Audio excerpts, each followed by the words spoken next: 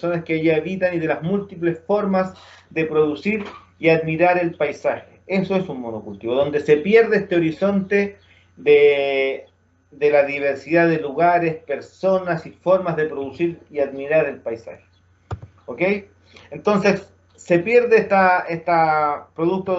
se pierde el paisaje producto de los monocultivos y nos caen, ¿cierto?, de vuelta las externalidades, que son estas situaciones en las que los costos o los beneficios de un producto en específico no son bien reflejados en el precio del mismo, ¿cierto?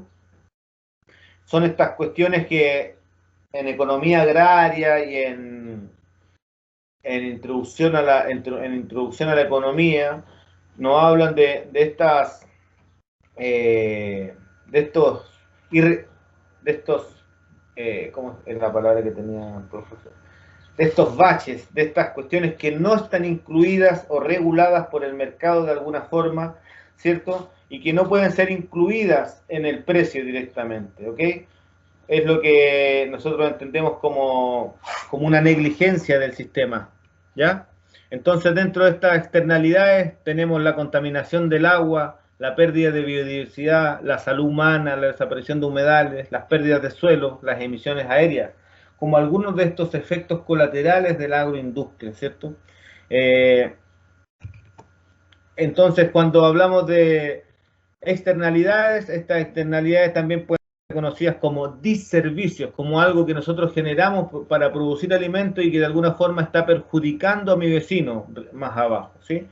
Y podemos encontrar también algunos de los agroecosistemas que están en un estado ecológico óptimo y comienzan a brindar, en vez de disservicios, comienzan a brindar servicios ecológicos. Por eso Durú en 2005, dependiendo del tipo de biodiversidad alojada o cómo se maneja la biodiversidad, podríamos encontrar o categorizar distintos tipos de agroecosistemas, ¿cierto? Algunos que podríamos identificar como los completamente artificializados, donde para la creación de la estructura del suelo y de la porosidad se ocupan input o elementos externos, o algunos que se basan en la regulación o en los procesos regulados por los microorganismos o por los organismos de manera ecológica, ¿cierto? Y hablamos entonces de agroecosistemas con baja biodiversidad en una transición hacia los agroecosistemas en un color más verde con una alta biodiversidad, que son agroecosistemas que tienen una alta biodiversidad en el paisaje, una muy buena o una biodiversidad rica asociada a sus cultivos y una diversidad planeada bastante madura, es decir, más de 15 especies en un área, por ejemplo, de espacio hortícola, o variedades distintas variedades de una especie en particular, si hablamos de algún frutal, ¿cierto? Incrementando la biodiversidad podemos definir o podemos atender a que nuestro agroecosistema esté regulado por los procesos ecológicos, como la regulación del microclima, como la mejora de la polinización, como el incremento del control de pestes y enfermedades, el incremento de la viabilidad de nutrientes o disponibilidad de nutrientes y agua, ¿cierto? Y así mejorar nuestros servicios medioambientales, como los servicios culturales o el secuestro de carbono, por dar un ejemplo. Recién en 1987, en una comisión desarrollada en la ONU, que se denominó la Comisión Brundtland, producto del apellido de la persona que dirigió o coordinó esta comisión, aparece el concepto de desarrollo sustentable. Recién en el 1987, fíjense, ha pasado harta agua sobre el puente, y recién en 1987 se define como el desarrollo sustentable aquel que permite satisfacer las necesidades de las generaciones presentes sin comprometer las posibilidades de satisfacer las necesidades de las generaciones futuras. Una tremenda reflexión, una tremenda definición, pero que nos deja casi atados de mano, decimos. No nos permite operativizar la sustentabilidad, mucho menos evaluar con esta frase lo que es sustentable o no es sustentable? ¿Qué es insustentable? Son muchas preguntas que me imagino deben generar. ¿Qué piensan ustedes de este concepto? ¿Tienen algo que les hace sentido? ¿Esto lo habían leído por ahí o qué?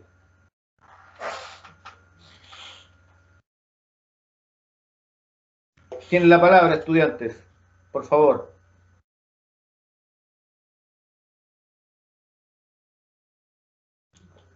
Estefanía, Catalina, Yarela, José Gonzá, Luz Medina, José Ignacio Toro. ¿Qué piensan ustedes?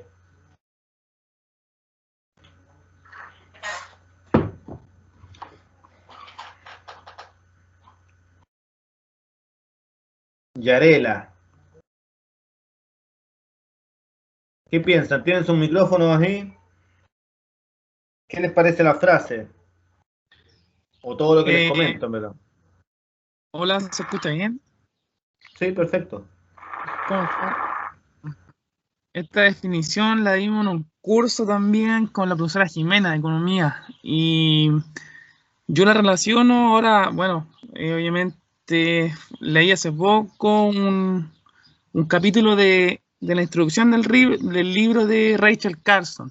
Ella comienza el libro citando a no recuerdo el nombre del caballero, pero que decía, el hombre perdió la capacidad de prever. Y ahora le di una vuelta ahora y tiene relación porque se perdió esa capacidad, ahora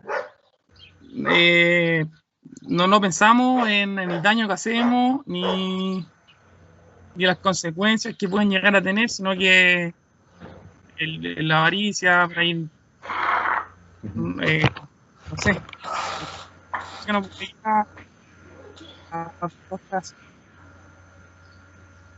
Gracias, Gonzalo. ¿Alguien que quiera comentar algo que esté de acuerdo o respecto al curso, por favor?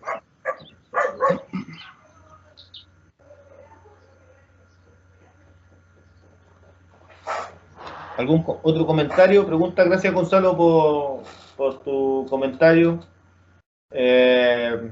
Sí, tiene algo de relación con eso, ¿no? Tú te referías al libro de La Primavera Silenciosa. Claro, claro. Okay. Sí. Bueno, claro, entonces el libro de, el libro ese de La Primavera Silenciosa y otros en esos años fueron una especie de libro guía para muchísimas personas en el mundo que estaban mirando esto desde otra perspectiva, ¿no? Que ya estaban en ese entonces diciendo, hey, se está generando una catástrofe ecológica, social, ambiental, política, ¿sí? Institucional, y si quisiéramos mirar también, popular.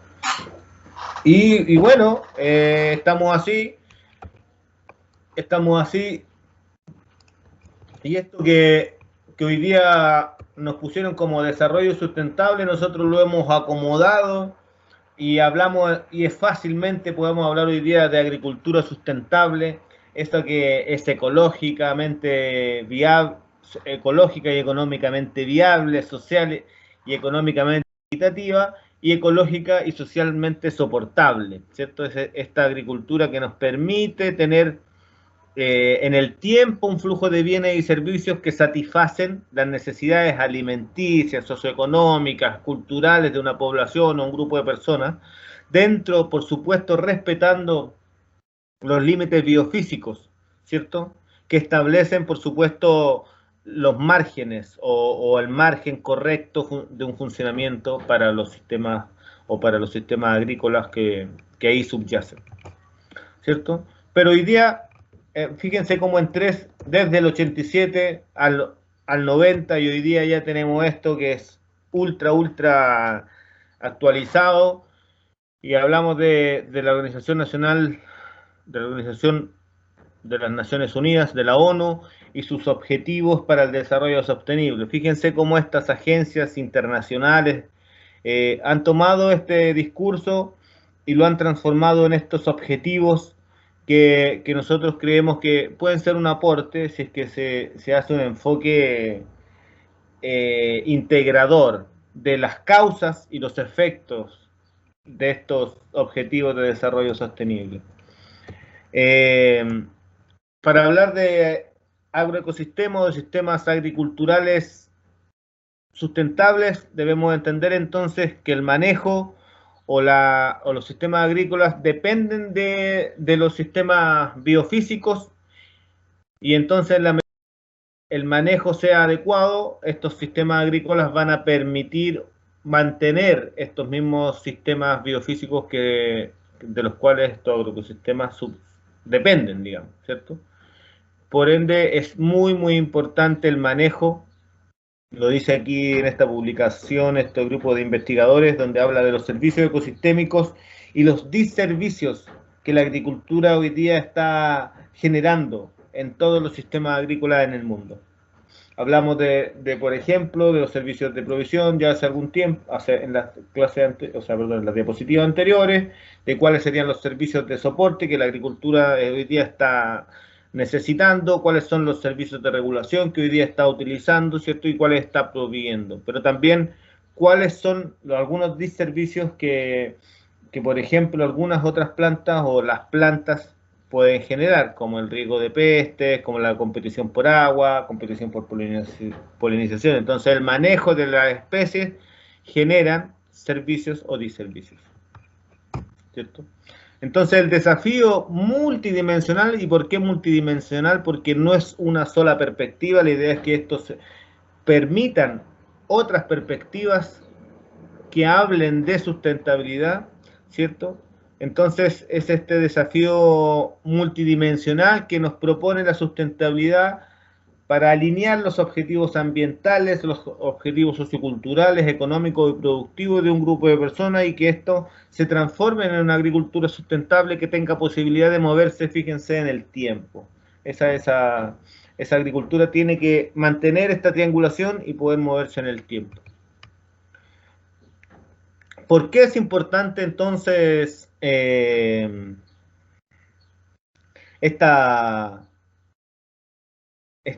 entender la multidimensionalidad de la sustentabilidad? Pues cuando nos preguntamos en un plano temporal hoy y tenemos que decidir, por ejemplo, ustedes cuando salgan al exterior, cuando salgan a ejercer su profesión y les pregunten, ustedes tienen que decir, ante dos alternativas de uso del territorio, ¿cuál debiesen decidir? ¿Por cuál podrían optar para fomentar? ¿Y por qué? Son preguntas que ustedes van a tener que responder, y para responder eso van a tener que argumentar de manera científica, académica, técnica, ¿cierto? Entonces, cuando dicen, oye, pero hacemos pradera mejorada, potenciamos los recursos para las praderas mejoradas, o mejor que los agricultores que hacen vaca o cordero trabajen con praderas naturalizadas. Bueno, un sector de manzaneros quiere mantener sus variedades tradicionales, antiguas de manzano, y hay otro proyecto que dice que tienen que replantar otras variedades comerciales porque seguro tienen mejor venta en el exterior. ¿Cuál debo fomentar? Después, luego, ustedes van a tener que tomar decisiones, ¿cierto? Entonces, para evaluar cuál de estos, y para entender realmente cuando la pregunta se dice, hey, ¿cuál de estos es más sustentable? ¿Cuál de estos es sostenible en el tiempo? No es solo una cuestión económica, numérica, tampoco es algo numérico social, sino más bien es una forma de entender todas estas preguntas, ¿cierto?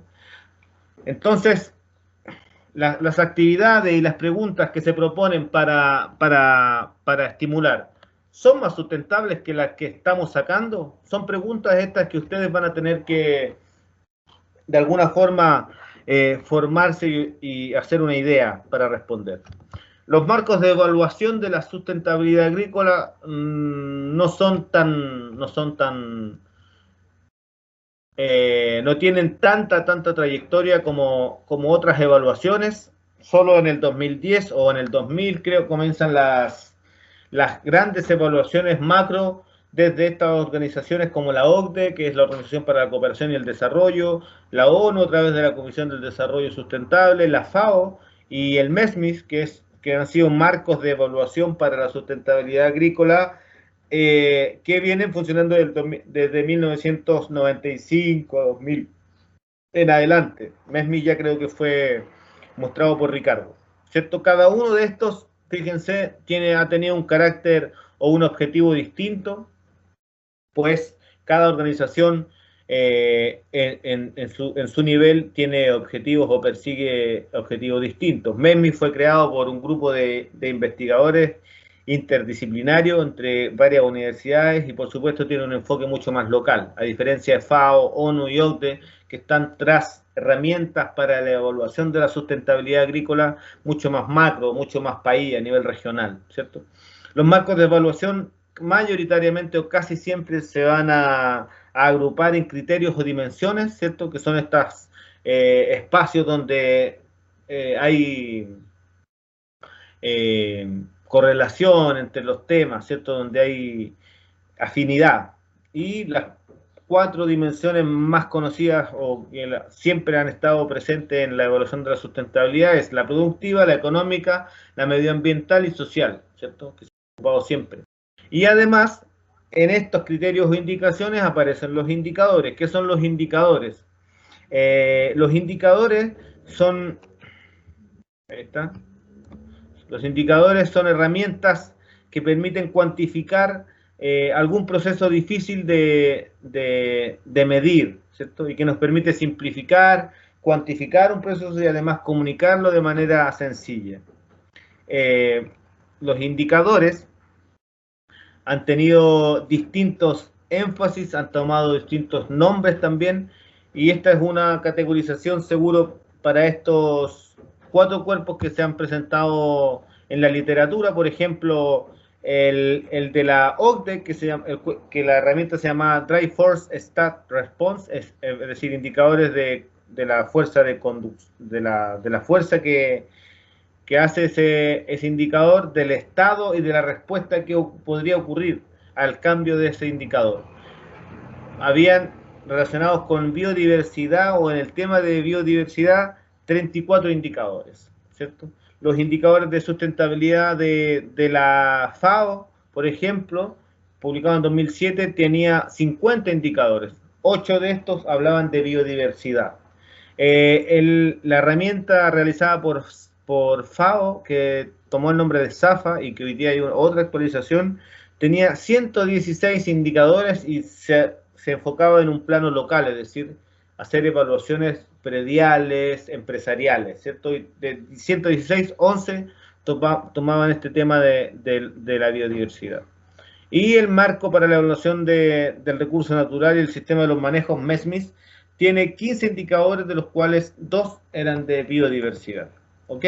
Esta es más o menos un poco la forma en que las herramientas se ordenan. Estas serían como gobernanza, sería como un criterio o dimensión, medio ambiente, economía, social. Y los indicadores serían ética corporativa, participación, reglas o leyes, reglamento, manejo holístico, en el medio ambiente el estado de la atmósfera, del agua, de la tierra. Y aquí en cada indicador habían otras preguntas y se evaluaba de una condición de rojo, una condición en que no queremos estar o una condición inadecuada, a un color verde donde la situación era adecuada, idónea o relativamente positiva para los agricultores o las personas que participaban de la evaluación. MESMIS demuestra algunos pasos importantes, ¿cierto? Aquí están 6 pasos metodológicos, donde comienza con la determinación del objeto del estudio. Seguro esto ya lo vieron con Ricardo, pero lo voy a mostrar igual. Determinación de los puntos críticos del sistema, selección de indicadores estratégicos, luego se va a una medición y monitoreo de los indicadores.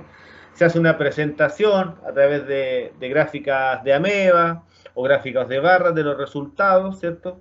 Y se sacan conclusiones y recomendaciones producto de esta evaluación de los indicadores. Y volvemos a este paso número 1, donde idealmente esto se vuelva en una espiral de evaluaciones que permita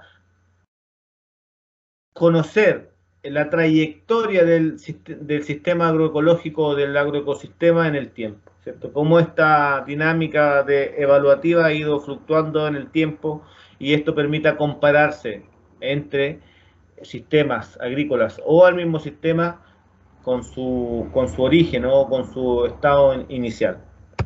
Los indicadores han sido siempre muy tocados, muy utilizados, pero ¿qué es un indicador? ¿Qué es lo que ustedes ven ahí? Por ejemplo, alguien que me pueda decir qué ve ahí en esa imagen. Cada vez quedan menos personas en la clase. Estamos casi terminando, vamos a terminar pronto ya. Lo que ustedes ven acá es un indicador sencillo. ¿Y por qué es sencillo y un muy buen indicador? Porque ustedes, ninguno, o al menos yo, no soy experto, ni soy ingeniero mecánico, ni soy mecánico, pero sí sé que si esta barrita que está acá llega acá al cero, voy a tener que empujar por pana de benzina, ¿sí? Si esta barrita, yo no estoy midiendo, ni estoy siquiera sintiendo la temperatura que pueda tener el motor, pero si esta barrita se va acá, mi motor se va a dañar y va a tener quizás claramente un calentón, ¿ok? Entonces, esto es lo que efectivamente o un buen indicador hace. Nos permite monitorear sistemas complejos de medida. Es decir, yo no voy a estar midiendo o tocando, sintiendo con mi palma de la mano los 170 grados Celsius que tiene el motor para saber que está a punto de calentarse. Ni estoy midiendo directamente el nivel del estanque, de cuánta benzina queda en mi estanque de vehículo. Solo estoy mirando esta barrita. Y esta barrita es un indicador que muestra específicamente dónde y qué puedo hacer. Si es que puedo ir o no ir antes de pasar por una venta de combustible, ¿sí? Es la misma situación, es el mismo propósito que tienen los indicadores en un agroecosistema. La intención es muestrear y mostrar a las personas que están conocer la dinámica de sus sistemas, indicadores sencillos, fáciles de interpretar, ¿cierto? Porque en la literatura han tenido una gran investigación, digo, se han tocado o trabajado con distintos conceptos como variables, medidas, indicadores o proxies, que son sinónimos de esta herramienta, que nos permite, como les decía, simplificar lo complejo, ¿cierto? Y que puede utilizarse como un punto de referencia para respaldar un objeto específico de manejo. Algunas características que debiesen reunir los indicadores de sustentabilidad es estar relacionados o derivados de algunos de los requisitos de la sustentabilidad, ser adecuados al objetivo perseguido, tener sensibilidad a los cambios en el tiempo, es decir, efectivamente, si yo voy a estar 6 meses, un año trabajando con un grupo de agricultores, ¿qué voy a medir? ¿La estructura del suelo o la textura? Pregunta para los ingenieros o los futuros ingenieros de la UCM. Tener habilidad predictiva, es decir, una tasa anual de extracción de nutrientes. Ser directo, a mayor valor, más sustentable o una condición más adecuada o idónea. Ser expresados en unidades equivalentes. Ser de fácil recolección y uso, es decir, ser confiables para las personas que están campesinas, campesinos, agricultores, productores y extensionistas. No ser sesgado, es decir, yo no voy a poner a valor ahí mi trabajo, sino más bien procesos naturales que nos digan información del agroecosistema. Ser robustos e integradores, es decir, que permitan sintetizar información y además sencillos de interpretar, ¿no? La estandarización de los indicadores es un proceso que ocurre ya después de haber mirado o la situación de todos los indicadores y es uno de los procesos que se utiliza para evaluar o mirar de alguna forma distintos planos, distintas unidades de medida en un solo plano o en un lugar o en una escala equivalente o adimensional. Por ejemplo, hipótesis, un sistema será sustentable si conserva o mejora la base del recurso intra y extrapredial. Nuestro recurso, el suelo, las propiedades físicas es la estructura y sería la mejora, la conservación de la estructura. El indicador que nosotros tenemos es el porcentaje de cobertura. ¿Por qué? Porque la cobertura vegetal, cualquier cobertura vegetal, si es natural, provee al suelo de una protección contra los agentes climáticos, lluvia, erosión, ¿cierto? lluvia, viento, y disminuye el riesgo de erosión. Es decir, en la medida que aumentamos nuestra cobertura vegetal, si la planta está entre el 100 y el 80% con una cobertura de un perfil de 10 o 20 centímetros bien cubierta, el riesgo de sufrir erosión es mucho mayor si es que yo tengo una cobertura de solo el 20%, con una cobertura vegetal bajita o casi que descubierto, el riesgo de erosión es mucho mayor. Entonces, es entendible o se entiende que en la medida que aumentamos nuestra cobertura, disminuimos el riesgo de erosión y por ende mejoramos la condición, por ejemplo, el estrés hídrico de una planta, disminuimos la evapotranspiración, activamos o estimulamos el reciclaje de nutrientes, otorgando ahí una capa de biomasa fresca o seca, ¿cierto?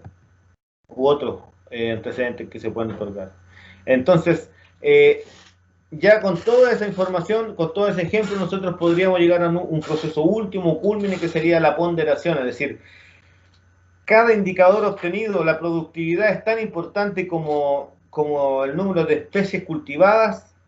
Eso es algo que realmente debe ser pasado por un escrutinio, por un proceso de discusión entre las personas que hacen la investigación o la extensión y las personas que participan como campesinas o agricultores, ¿cierto? Es algo que debemos de alguna forma ponderar o intentar consensuar entre el grupo. ¿Por qué? Porque, bueno, las prácticas agroecológicas van a tomar espacio en los agroecosistemas, ya que promueven algunos mecanismos claves, ¿cierto? Como la diversidad de cultivos, como la reducción y la disturbancia del suelo, ¿cierto? Y acá vemos algunas de las estrategias que pueden ser utilizadas, ¿cierto? Y que permiten la diversificación temporal, ¿cierto? Y también a nivel de campo y a nivel de paisaje. En la medida que nosotros tenemos un cultivo con un genotipo, tenemos un pañito, ¿cierto? Podemos aumentar esto y le ponemos acá un margen, fíjense, aquí están abajo un simple, con una franja de especies herbáceas.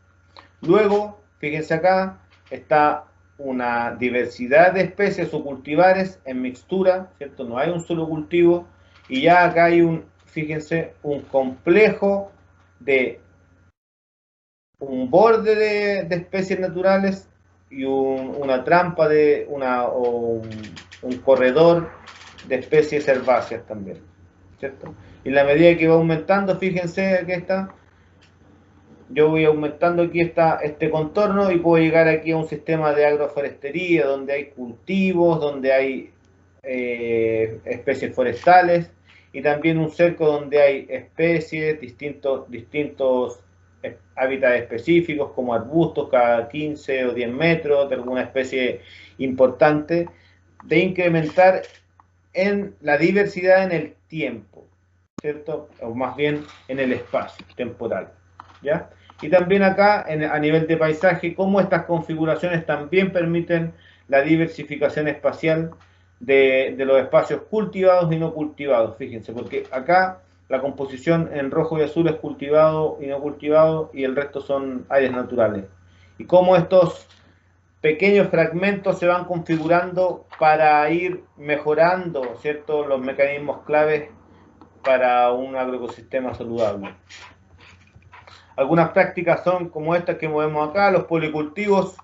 Fíjense, prácticas de policultivos, brasicáceas, entre medio lechugas. Esta es una forma, fíjense, en Estados Unidos, una forma de plantar porotos con la seca, es decir, en la época más seca de calor. Lo que hacen los indígenas en California es que luego de la última o de un primer riego, hacen el surco, ponen la semilla de porotos de variedades tradicionales que ellos cultivan y seleccionan, para luego hacer una especie de mullido del suelo, de cierre, lo sellan el suelo, es decir, generan una capa infranqueable por el calor. Entonces con la humedad que quedó abajo alcanza a germinar el poroto, y luego el poroto con su emergencia quien rompe esa capa de suelo, y de esta forma logran salir estos porotos, resistir a condiciones de ultra sequía, como era en ese año que era 5 de julio, creo, de agosto, 5 de agosto, ¿no? Enero, febrero, marzo, mayo, junio, julio, agosto. Sí, 5 de agosto que estuvimos ahí en... Fíjense que dice...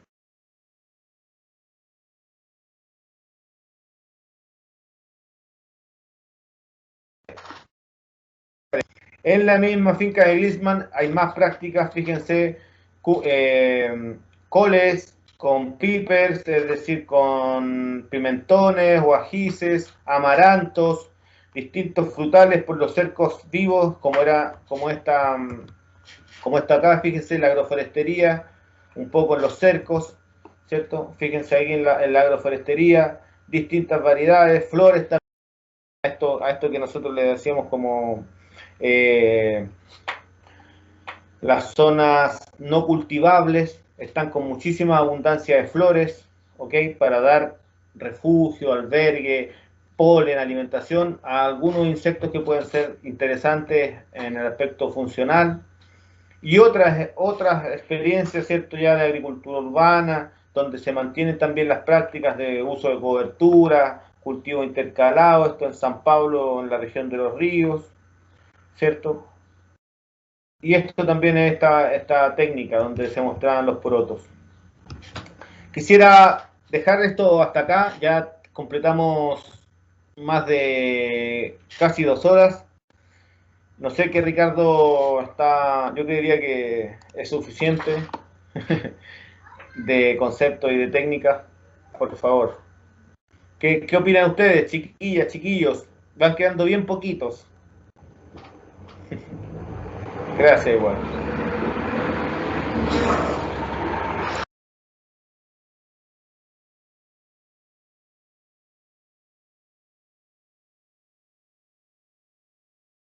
Ricardo, ¿estás ahí? Catalina, Estefanía, Yarela, Luz, José, Alejandro. ¿Qué piensan de todo esto que les converso, les muestro con imágenes?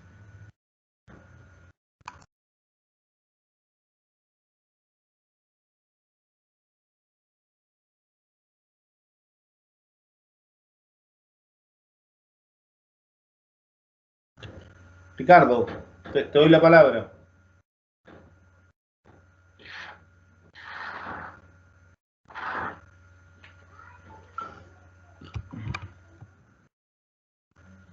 ¿Nadie quiere hablar acá?